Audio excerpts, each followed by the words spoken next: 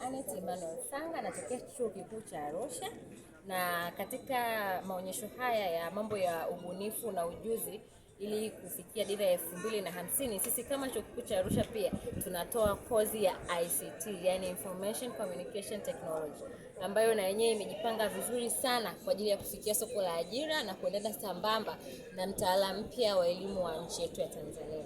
Sisi kama Chuo Kikuu cha Arusha, jambo la kwanza, tunatoa fursa kwa wanafunzi kuja katika chuo chetu kujifunza, lakini wanafunzi hao pia sisi kama chuo kikuu tunawatumia. Mimi ikiwa ni miongoni mwa wanafunzi ambao wamesoma Chuo Kikuu cha Arusha, na fursa hiyo ipo kwa wale wanafunzi ambao wanakuwa wamefanya vizuri.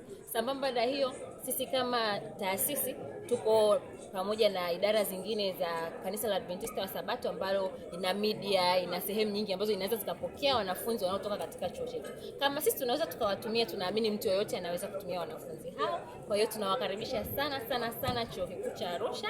Karibuni sana.